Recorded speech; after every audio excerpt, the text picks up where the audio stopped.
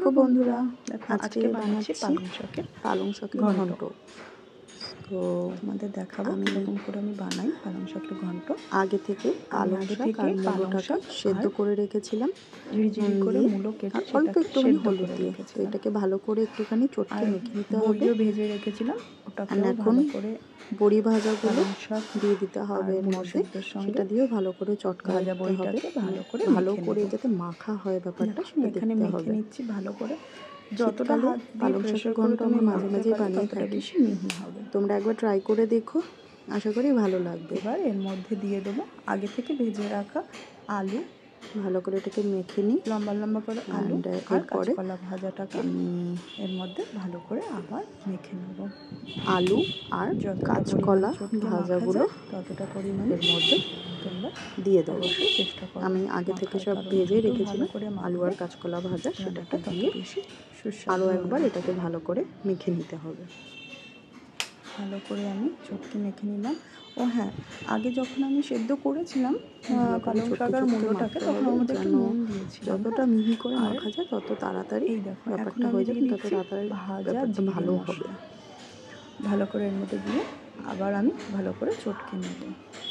আগে আমি অল্প একটু নুন দিয়ে সেদ্ধ করেছিলাম, তো এখন আমি পরিমাণ মতো আরেকটু নুন লাগবে, যেহেতু আমি আগে একটুখানি অল্পই নুন দিয়েছিলাম। তো এর মধ্যে আমি এখন আরেকটু আমাদের স্বাদ মতো যতটুকু নুন লাগে তোমরা অবশ্যই ভালো করে সেটাকে ভাজা মশলা মানে একটু ভাজা জিরেটাকে একটু আমি এখন দিয়ে দিলাম এর মধ্যে।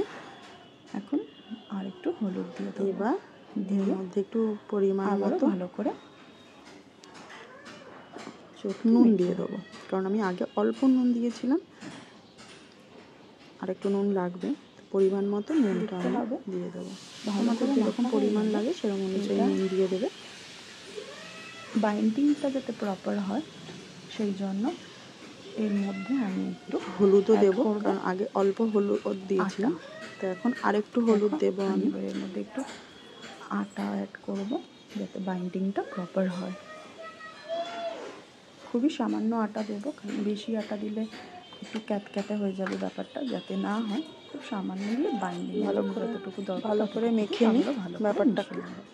এর মধ্যেই আমি কড়াই বসিয়ে দিচ্ছি গ্যাসে, আমি সেখানে তেজপাতা ফোড়ন, জিরে ফোড়ন, লঙ্কা ফোড়ন দিয়েছি। এবার আমি পুরো কড়াই গরম বসিয়ে দিয়েছি অলরেডি। আমি কড়াইতে আমি এর মধ্যে তেল দিয়েছি, দিয়ে দেবো। আগে দেখে নিই আজ জিরে ফোড়ন, তেজপাতা ফোড়ন, শুকনো লঙ্কা ফোড়ন দিয়েছি। খানিকক্ষণ নাড়িয়ে এবার এটাকে ভালো করে মাখা হয়ে গেলে ব্যাপারটাকে কড়াইতে বসিয়ে দেবো। বসিয়ে একদম হালকা আছে হবে। তার আগে এই বাইন্ডিংটা আর যাতে প্রপার হয় সেই জন্য একটু আটা ছড়িয়ে দেবো। আটা ছড়িয়ে দিলে বাইন্ডিংটা আরও বেটার হবে, তো আমি একটুখানি আটা ছড়িয়ে দিচ্ছি।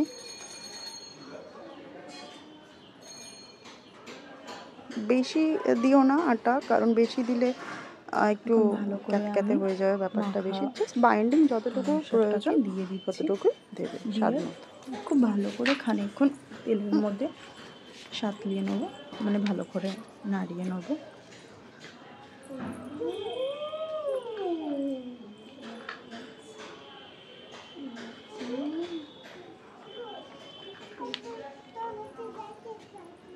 শীতকালে পালং শাক খেতে সবারই খুব ভালো লাগে। আর এটাকে একটু অন্যরকম বানানোর চেষ্টা করলাম।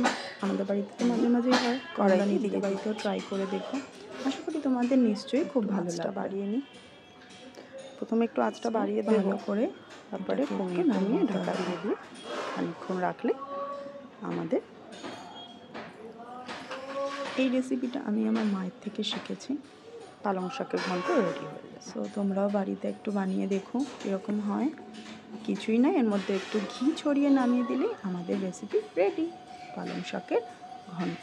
তোমরা বাড়িতে অবশ্যই ট্রাই করো, আর ভালো লাগলে অবশ্যই আমার ভিডিওটাকে লাইক শেয়ার